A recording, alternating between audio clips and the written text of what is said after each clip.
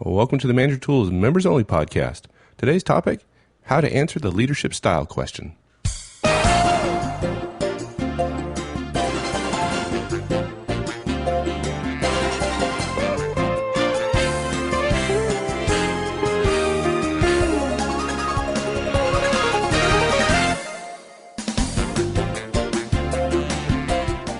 Hi everyone, this is Mike, and welcome back to Manager Tools. It's been a while since we've done one of these monthly podcasts, and we apologize profusely. Now, we also realize that we've been on this interviewing topic for a while, so it looks like the month of September is interviewing month. If you're not interested in interviewing topics, I promise that next month we'll get off this horse we're riding right now and get on a different horse. In any case, today's topic is how to answer the interviewing question, describe your leadership style. Well, this is perhaps the third most important interviewing question after tell me about yourself and then behavioral questions. If you haven't done some thinking about how you lead and motivate others and why others perform when you're leading them, this can be a tough one. In this cast, we walk through how to prepare to answer and how to deliver an impressive answer. Finally, at the end of the show, we share a crucial test that your answer must test. While you probably already know the answer to the test, it catches most people off guard, and we're going to talk about how to avoid that. So, with that, here we go.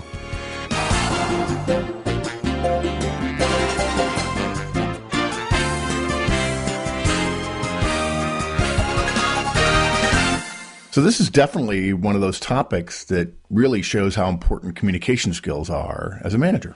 Oh, I absolutely agree. Whenever I interviewed potential managers, now this is whether they had experience or not, I asked this question. It showed not only who had the basic skills in this area, but also, very importantly, who was a good communicator. Yeah, I think people miss that when it comes to interviewing, that even if you do have the skills, if you can't sell it, if you can't communicate it, you don't get credit for it. It's one of Horstman's laws. The recruiter doesn't give you credit for what you've done. They only give you credit for what they know that you've done. And if you can't communicate it, or if you don't do the research, then you won't be effective. I can see it in your situation. You as an effective executive and as a student, it must have been hard. You're a student of management and leadership, so you're going to put some extra weight on this particular answer. Your success was built on your ability to motivate and inspire others. Tell me, what was your experience with their answers? That should say it all right there. But yeah, they were rarely good. The thing is, though, that the good answers came from candidates who turned out to be flippin' great. And, which makes a lot of sense if you think about it. And the bad ones were just awful. Yeah. This is one of those questions whose answer spreads the field. I often draw in the air in front of me a bell curve, and then I pretend to grab the ends of the string, if the string made up the bell curve, and pull them apart. It spreads the field. It makes it easier to see who top performers are and who people in the middle are and people who at the bottom are. When I asked a question, I get a lot of rambling, which I think just shows that there's a lack of preparation. They may in fact have 3 or 4 key points that are good. They may in fact be a good leader, but they're not prepared. They can't deliver the answer. And it goes back to that whole thing. Well, is he rambling because he's just not prepared? Or is he rambling because he doesn't have the skill I'm looking for? And if we take good. Well, what are we going to do? You say, well, I'm sure he has the skills, and he's just having a bad moment at this time, so I'm going to like him anyway. Lack of preparation and rambling. Yeah, that has been my experience as well. Now, before we go on, let me make a quick point here for those who may be listening who aren't necessarily interviewing right now, engaged in being interviewed, and may be interviewing others, and aren't interviewing for leaders, because I want to make a point here, which is I always ask this question, regardless of whether I was interviewing for a leadership position or not. And this goes back to our bench. We're always looking for people who have leadership potential. And if the organization does well, if the company does well, I'm going to have to grow. And to do that, I'm going to have leaders. And so I'm always, whether it's technical position or not, I'm looking for leaders. And this is a great question to try to ferret that out a bit. Boy, I think of this so tactically, so narrow in terms of it fitting into an interview. I never thought about it, but you're right. And in fact, it's a good. I'd be willing to bet that a lot of people don't ask this question, and then they don't see people who have leadership experiences, whether it's just team leadership or project management leadership experience. And if they don't ask, they can't get any sense of that from the interview they are giving. And that makes it harder. You have to work harder when it's time to promote somebody and you really haven't paid any attention to it. And I suspect if you're not asking in the interview, you're not looking as hard for it when they're working for you. And that makes it all the more difficult. Suddenly, when you need somebody with those kind of skills, it's a little bit harder to find it because you haven't been looking for it. Yeah, absolutely. Yeah. Okay, That's so good. Given all that, how do we help our members and listeners prepare for these kind of questions? Before we go over that, let me just say something else about that the point you just brought up, which is if you're interviewing and you ask this question, we're about to tell you what to look for in the answer as well. Yeah, absolutely. If you do think about it, here are the things we recommend you look for. This is a good high-level sort of acid test of the kind of answer you should expect to get, what we would consider to be a very, very good answer. Yeah, so, yeah. If you're interviewing folks, I don't know about you, but I had, 10, 15 questions in my back pocket that I always asked, and I had thought about them in this level of detail, right? And that's the difference between a really, really good interviewer and somebody who's just winging it. And, let me add one more point, which is not in the show notes, but now that we're talking about it, I think it's a great point, and that is, if you have someone who does something that you find egregious or that you're certain you're not going to offer them, that they have essentially ruled themselves out, there's nothing wrong with asking a couple of hard questions like this one in a row in order to help them believe that they haven't done well in an interview.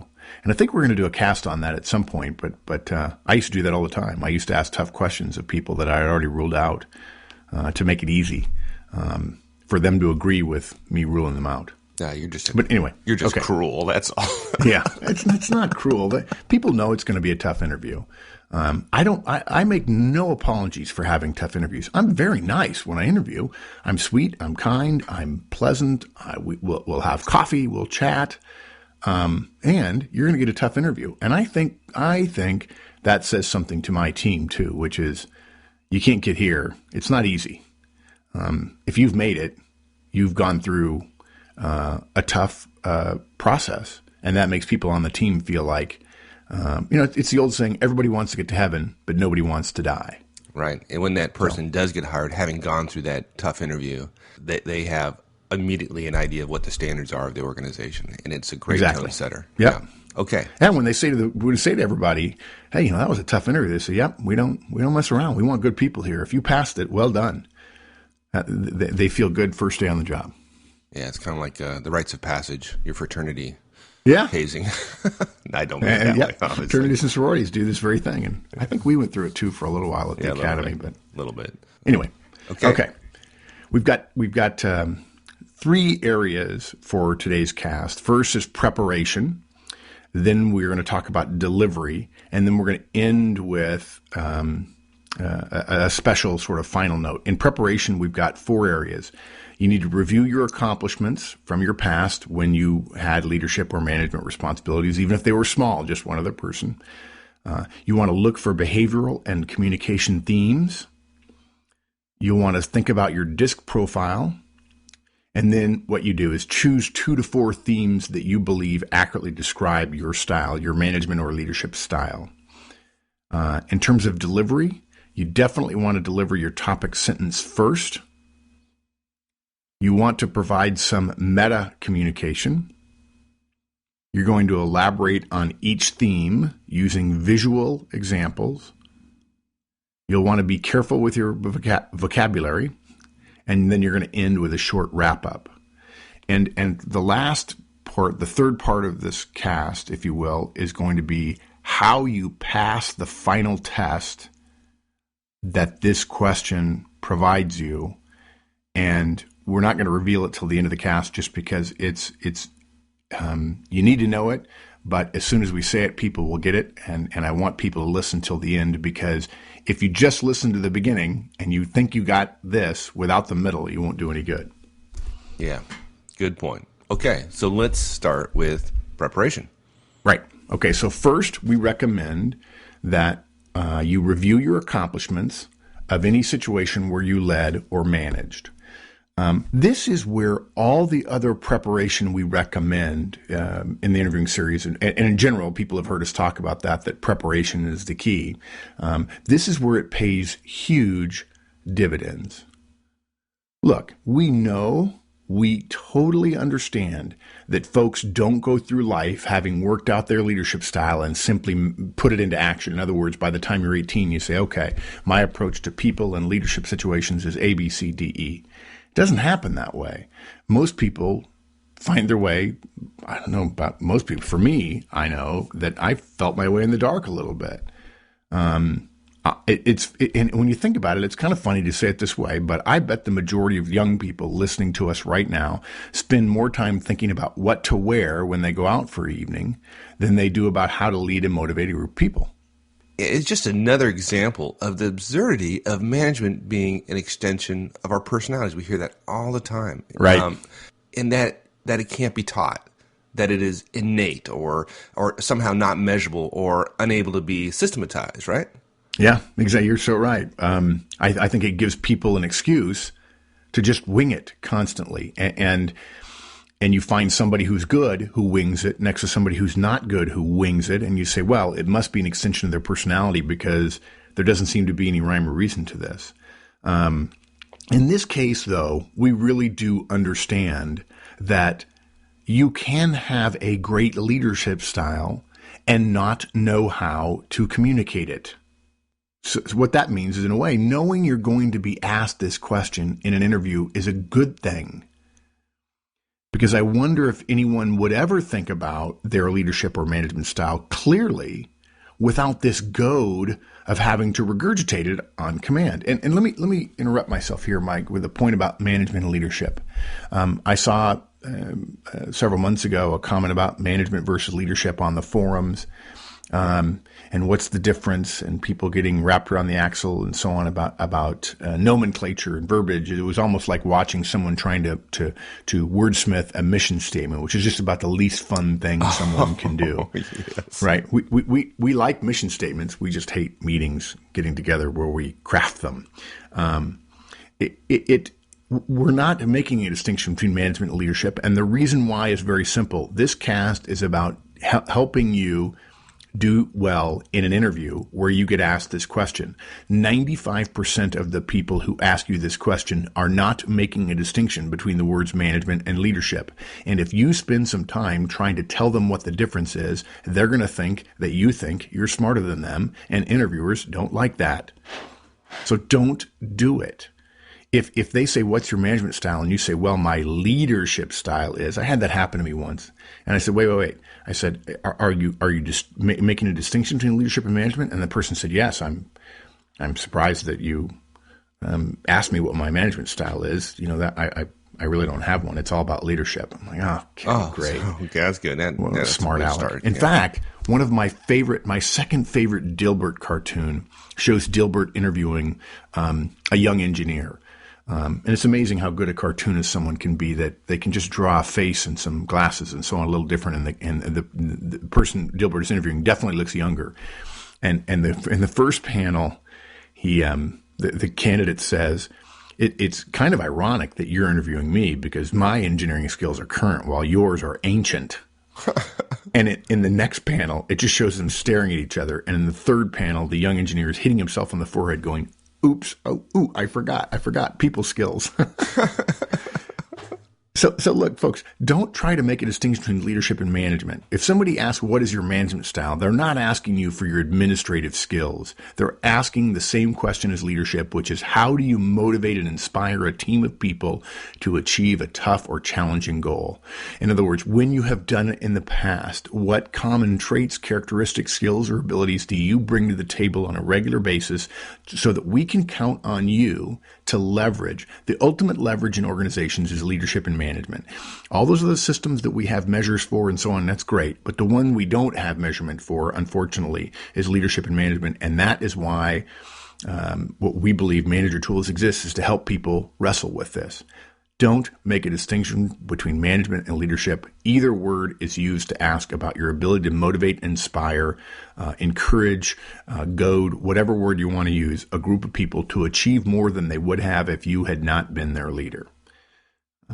Okay. And hopefully people don't feel like I was on my soapbox there.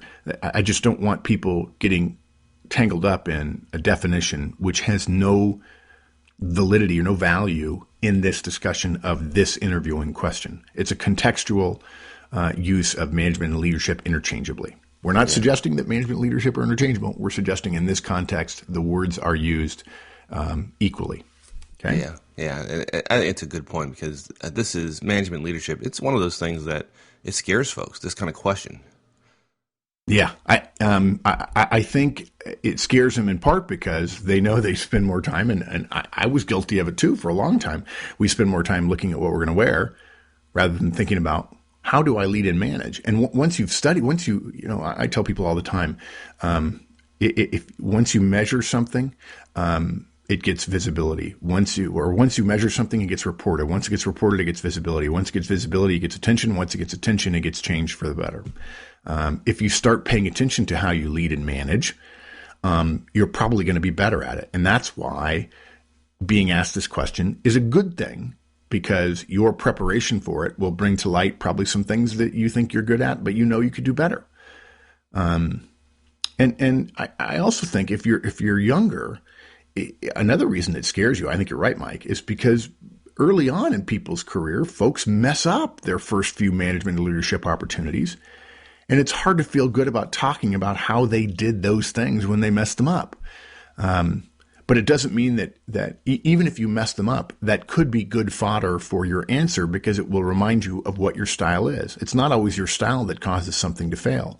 And early on, we expect people to make mistakes.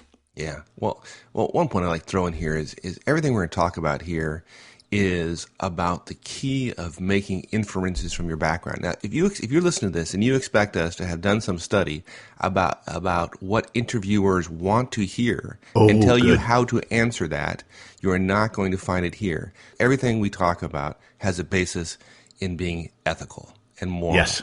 And you cannot make up this answer. What we're talking about is how to take your leadership style, determine what it is, and talk about it effectively. This is all about taking inferences from your background and turning that into an effective answer. Boy, that is, you're absolutely right. It's that's not in the show notes, and man, I forget. You're right. I bet some people are probably thinking, oh, they're going to tell me the 4 things I need to say to look good, right? Right. Yeah, that's what they want. But no, it's not. You're going to have to dig through your background and find out what you did and how well you did it and why you did it that way, and look for themes and patterns. Yeah, we certainly have a structure that will make a good leadership experience, a good leadership style effectively communicated. But we can't make things up for you. We can't do that. Okay, so here's how. It's really pretty simple. When you go back through your accomplishments, when you led or managed, whether it's 1 or 2 or 50 people, you go back over those accomplishments and you take the pile of accomplishments that have as one of their skills or traits leadership or management and review them. Okay? As you first go through them, ask yourself 2 questions. At key moments, how did I behave? In other words, what actions did I take? And by the way, key moments would be in the beginning, at checkpoints along the way, at crises along the way, and at the end. And then secondly, when and how did I talk to the team and its individuals? Leadership is, at its heart, behavior and communication. And so we want you to look for those vignettes, those moments, for your behaviors and your the way you communicated, what you communicated, how you communicated it. And those things are what you want to be doing is harvesting those from the accomplishments. Yeah, which is all about our second preparation point, which is this all about behavioral and communication themes, things you can describe, things that people can visualize. It's not about theoretical statements. Right. Well, yeah, basically what you do is you pile up, you take a subset of the leadership and management example pile, and you say, what behaviors did I engage in? What communication techniques did I use? And you look for the themes through all of your examples. Okay. Now, if you're newer to the corporate world, or you're in the nonprofit world, or you're just starting your career, whatever career that might be, it might include teams in high school. It might include teams in college. It might include the debate team or a nonprofit. All that stuff where you had to motivate, where you were in charge of a group of 3 people. That counts. Those all count. Okay. So we get to our second point, which is behavioral and communication themes. As you go through your examples, looking for those behaviors and your communication, the frequency of communication, the type of communication, see if you can infer from that something that describes more broadly a way in which you approach leadership or management challenges. And I suspect for some people, if you've never been asked this question before, or let's say you've never thought about it before, it occurs to me that there are managers listening to us right now, Mike, who have not been asked this question, but are in management roles, which means somebody's not doing their job in terms of management. Not that our listeners don't deserve to be managers, but that they didn't go through the appropriate test along the way. But basically, it's pretty simple. You're going to actually learn something. You're going to be perhaps surprised by the inference you draw, and you're going to say, wow, I didn't realize it, but I'm a real stickler for over-communicating, or I'm a real stickler for having a clear goal at the start. I guess I was just kind of doing that because my mom told me to do it that way, or my bosses told me to do it that way. But now you can talk about that in an interview because you've done the homework. We also encourage folks to think about their DISC profile. Yeah. You don't need to have taken the DISC profile. Probably you can get a pretty good sense of it if you just know a little bit about it. If you've listened to our cast, probably that will help a little bit. Certainly, we encourage it. We believe it's better to know, to have the data in front of you. But if you've got a DISC profile, and if you're like everyone else we know, you find it unerringly accurate, it's an extra source of insight into your behaviors. It's also, I think, a really good check on yourself to make sure you're on the right track. What you do here is you review your DISC profile and you think about those keywords that are used to define your tendencies, the things you tend to do more often than not. Remember, we all have all 4 of the natural preferences in us at all times. The profile essentially shows your tendencies to lean one way or the other. And look for them and see if you don't see those kinds of tendencies in your examples. This is a way to help you see an inference, draw an inference that you wouldn't normally see. You may not have the words for it, but then the DISC profile really helps give you words for it. Also, if you end up with a bunch of behaviors or communications that seem to contradict your DISC, go back through those examples again, and maybe you were reading them wrong. Or maybe those examples are from 10 years ago, and now in your present role, you realize you lead differently than you used to. A lot of times, Mike, what happens is they interviewed, say, 4 or 5 years ago, and they have a really good database of their accomplishments up until then. But in preparing for this upcoming interview that they've got, they haven't updated their accomplishments. So their more recent accomplishments aren't in there. So the change in their style of leadership and management is not really obvious when they harvest from the accomplishments. Right. So what you want to do is, and it would not surprise me at all if some of our technical listeners started out as being high C's, but migrated toward the high D or maybe even a little I or S when they got into a management leadership role. And if all they're doing is using earlier examples from their past where they were technical and specific and very detail-oriented, Those things don't sell well if you're interviewing for an executive position. You've got to have some D or some I, some of that motivation to change people. So it's unlikely at this point that you're off that much from your DISC profile. Yes, that's absolutely true. Yeah. And then finally, our last step in terms of the preparation is to choose two or somewhere between 2 and 4 themes that describe your style.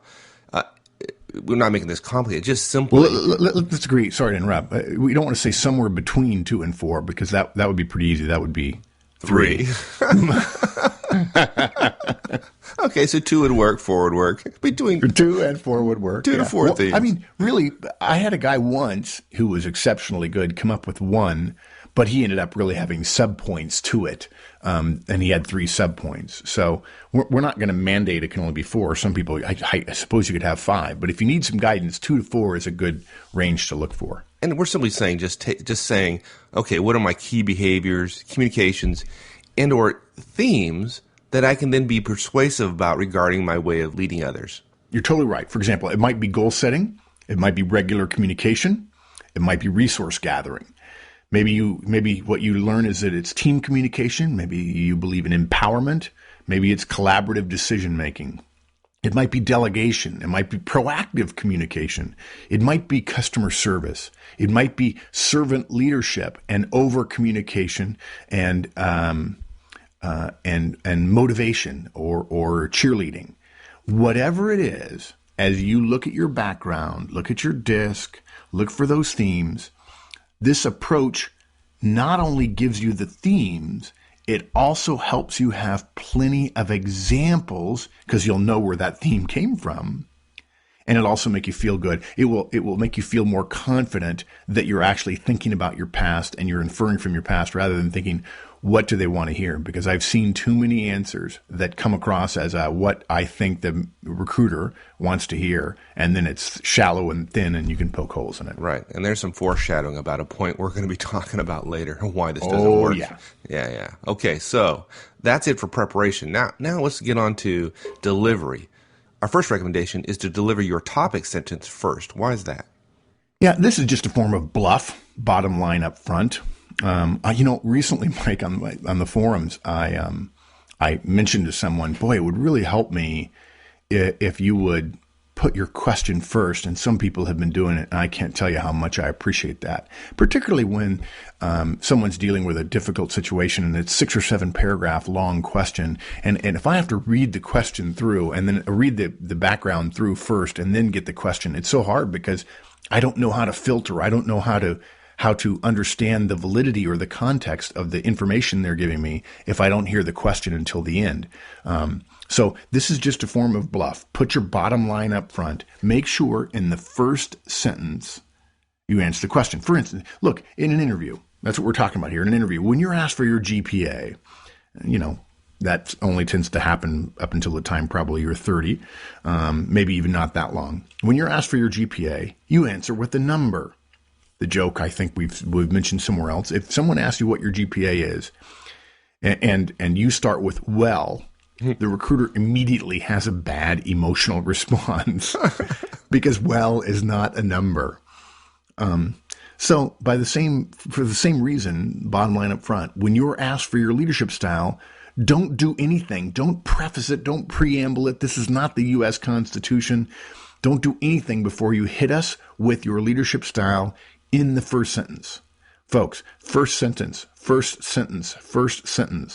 It sounds like my leadership style is I set a goal, I delegate more than others would probably recommend, I over-communicate, and then I instill a sense of urgency.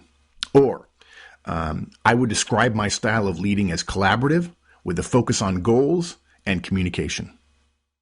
First sentence. I guess that means first sentence. Yeah. And I think, don't we? Yeah, sure. In the significant accomplishment question, we do the same thing. We say, look, your first sentence should be my most significant accomplishment, or an accomplishment that shows that I can communicate with diverse backgrounds is blank, blank, blank, blank, blank, whatever it is, period. And that we hang everything off that in the answer. It works. And then every once in a while, you get somebody in front of you and they think, maybe I should just wander around and paint a picture and create a dynamic tension in the recruiter's mind about what he or she is going to hear. And if I wander around the topic for a while, they'll start to paint in the numbers for them. And they promptly drive the recruiter totally and completely crazy. Did the big bad interviewee drag you along a little bit during your past executive recruiting career? If anyone ever does that to me, I'm going to stop and say, I'm sorry, my head's about to explode, and I really don't think it'll be pretty or helpful to you. So, can you please just get to the point? Some people, it's funny, Mike. Some people tell me they can't get through the 10 interview questions that our interviewing tool puts together, and I say, well, it's not your fault. It's the candidate's fault because they're not answering the questions. Some of the questions can be answered in 3 or 4 minutes, but candidates have a tendency to wander around aimlessly in the desert before they come to the oasis, if they ever get there. Yeah, so in that light, we'll stop wandering around and answer the second point of the delivery, which is provide some meta-communication. Now, what do we mean by that, provide some meta-communication? Simple. After you deliver your first sentence, and by the way, folks, a sentence ends in a period. When I hear your first period in this answer, I expect to know the major themes or topics or paragraphs, if you will, or supporting points of your leadership style. I know you're going to have a couple of commas in there. That's okay. Okay, but meta communication is after you deliver that first sentence, your second sentence describes the organization of your answer. Help us understand what you're going to be telling us in advance. In the military, they call this tell them what you're going to tell them, and then tell them what you told them. Okay? It sounds like, let me expand on each of those 3 areas and give you some brief examples. Or let me take them one at a time. I've got 3 areas I want to expand upon. I'll give you some examples, and hopefully that'll be helpful to you. Yeah, well, I've been waiting for you to say example here because there are 2 things I saw a lot of folks do, and both are dead wrong. First, they give 2 to 3 minute examples, nearly full-blown answers all by themselves in the middle of this answer. That's way too long. Or they simply ignore the actual question and try to answer with one example, which is completely inappropriate, folks. Don't do it. Yeah. They actually say, well, let me give you an example. And I've gotten to the point now, as an interviewer, I say, no, don't. And you'll know why in a little bit. But regardless, if I'm in a less than great mood, if they're interviewing at 5 o'clock in the afternoon and I've already gone through 10 interviews, I'll say, no, please, I'm sorry, don't. I really want you to tell me what your style is. Now, if I'm in a good mood in the morning, I'll say, hold that thought. I'd really like to know your style because an example may not be completely your style. And of course, what they want to do is give you their very best accomplishment that has to do with leadership or management.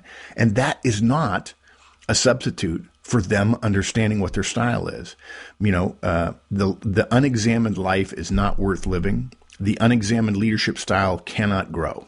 This question is not the equivalent of the political advice that says, well, regardless of what the reporter asks you, say these 5 points. That's not what we're suggesting here at all.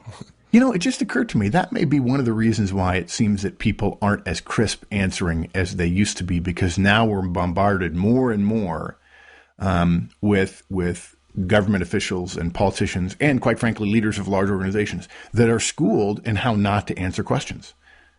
I never thought about that. I don't think, and I think you're right. I think people will naturally go, I just need to tell them what I want to tell them, which of course we hopefully debunk completely in the interview series. But anyway, okay. And of course, what you just talked about leads us to the next point, which is elaborate on each theme with visual examples. What we're suggesting here is that you illuminate the skeleton of your example with actual things you did without, going to your point, telling us the whole story. For instance, if I claim that part of my style is delegation, I might add something like, that means I'll sit down with each team member and have picked 2 to 3 parts of the mission and walk them through the delegation of it. They get to ask questions, and I get to ensure I'll get regular reports because part of my delegation model includes how often they have to report to me. Or it might say this: when it comes to goal setting, I bring everyone together, conference room, somebody's cube, my office, in fact, sometimes, and we hash out what's needed and what's possible. A lot of times there's a whiteboard involved. I set a time limit. I try to allow the team to get there without my intervention. And if you only hear one thing about the guts of this answer, let it be this: the key to this approach is that the recruiter can close her eyes and see you doing what you're talking about. If you say, I delegate, that's fine as a theme, but it's not enough for a complete answer. If you say, I over-communicate, that's not enough. But if you say you over-communicate and then say that you require everyone to check in every 48 hours with every member by either phone or face-to-face, or you include a checklist in every one-on-one meeting, I can actually see you using a checklist in a one-on-one. I can see you talking to somebody on the phone. I can't see you, quote, over-communicating, unquote. I can't see delegation, but I can see you sitting down or, as I said, making a checklist. Yeah, absolutely critical point here. I mean, it's safe to say, really, that the heart of our recommendations here is doing your background review, knowing your 2, 3, or 4 themes, and then giving them life with these brief examples. Yeah, and the great thing is, as you go through your inferential work, your background work, those examples are going to be much closer to the surface and easy to essentially remember what you were doing and say, wow, what I was doing was this, this, and this. You're not only going to learn about how you lead, but those examples are going to be right at the tip of your tongue and make it easy to put them into your answer. Yeah. Okay. Yeah. But let's mention our one caution here. I think I mentioned in the beginning, which is be careful with your vocabulary. I pretty regularly hear a couple of phrases that really work against interviewees. They don't work. One is, I like to. That's dangerous. Okay. Yeah, I really like to do this, or I like to do that. That's a dangerous phrase according to psychologists. I've talked to a lot of organizational behavioralists and psychologists and psychiatrists. It suggests that what you're getting is a theoretical answer, not what they actually do. The other phrase is, you need to. Well, Mark, when you're in a leadership situation, you need to do X, you need to do Y, you need to look at this, you need to look at that. This is third or second person communication, which is, again, psychologists, psychiatrists, behavioralists say that's a way that people use to distance oneself from one's answer. And it is a dead giveaway in my experience as well. When I first learned this from psychologists, I'm like, no, that's just the way people talk. And I've discovered over and over again that folks who tend to communicate that way, that they're not actually telling you what they do. And it may be because they don't know what they do or because they don't want to talk about what they do. Regardless, it's irrelevant. It's a dead giveaway that what you're hearing is likely not their actual way of leading, and probably much more likely is they think they're coming up with the perfect example just in order to, they're essentially playing the game rather than being themselves. Right, which goes back to our earlier point, which is our recommendations are based on your actual behavior, your actual ethics, leadership style versus yes, making it up. And the key point here is that if it's not, if you play the game like so many others do, it's not that hard for a skilled interviewer to figure that out. You're not fooling anybody, really. Yeah. No, there are some beginning interviewers, some brand new interviewers, Mike, we'd have to agree that we would say, well, that guy probably won't catch it. But if you're going to base your preparation for an interview for a job that you really want on the weakest interviewers out there, yeah, that you're going to get a weak interviewer, well, good luck with that. Yeah. And whereas if you prepare as if you're interviewing with, say, me or Mike, if you get an easy interviewer, it'll be a walk in the park. Yeah, I wouldn't count on getting an unskilled interviewer if I'm going to GE, for example. Yeah, exactly. Procter, GE, Coke, the kind of companies that are IBM, even Microsoft, places like that. Intel, yeah. Yeah, and that brings us to our next to last recommendation, which is end with a short wrap-up. Yeah, after you've delivered your leadership answer, sum it up with 1 or 2 or 3 sentences that bring you back to why you're interviewing. We recommend you talk about results you've achieved, what you like about leading, perhaps how your style fits with the culture of the firm you're interviewing with. Whatever you do, do not simply end when you finish talking about your third or second or fourth, your last theme or concept. You've got to help the recruiter know you're done. It may sound like this. And I find when I lead based on those three basic premises, I find that the team tends to come together more quickly and we're much more likely to achieve at a high level. Or it might sound like this. Those are the three things I lead. And one of the greatest things about leadership is I'm always learning from the people around me.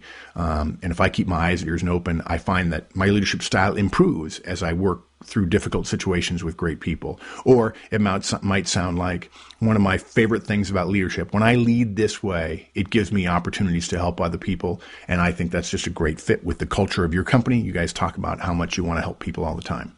So I'm excited. Good. Okay. I just made those up on the spur of the moment, so I hope they sound good.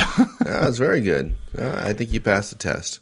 Talking about tests, how do we pass that final test, and what is it?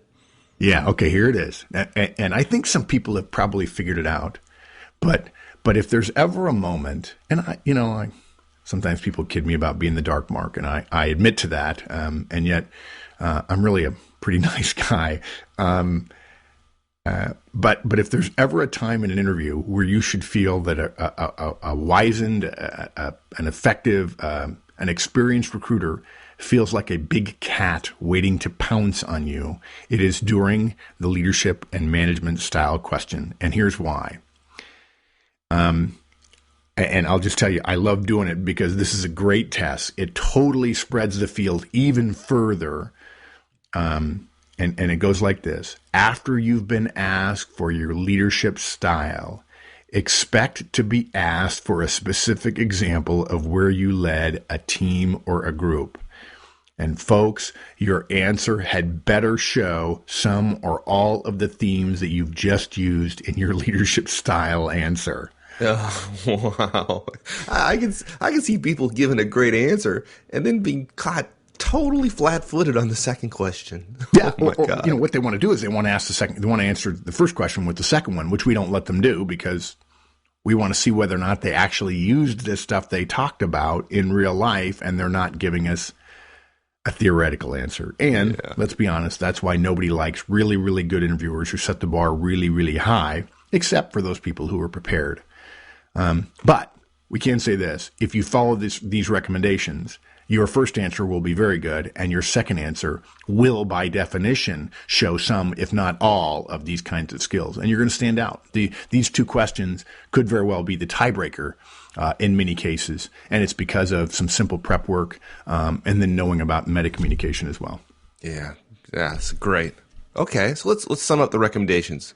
We had 4 points during preparation. Review your accomplishments and when you led or managed. Right. Look for behavioral and communication themes. Right. Think a little bit about your DISC profile.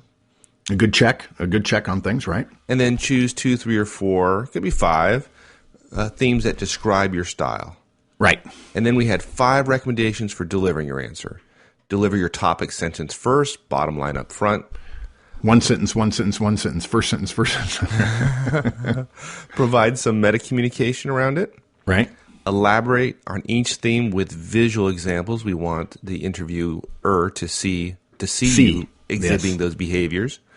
Be careful with your vocabulary, and end with a short wrap-up. Then we talked about how to pass that clever little final test that evil interviewers like the Dark Mark do. I'm a nice guy, I promise. Well, my friend, as always, I appreciate this is some great stuff. This is, when people answer these questions well, it's just one of those things that you just say, wow, okay, here's a person who really respects what they're going through. They took the time, they prepared appropriately, and if the leadership style fits, good answers to these questions really put you on the short list very quickly. And we all want to be there. Yep. Thanks, partner. Thanks, my friend. Well, there you go, everyone. Thanks for joining us this month, and we promise we'll be better at getting these out in a timely fashion. So, until next podcast, whether it be one of these monthlies or our regular weekly podcast, have a great one. So long.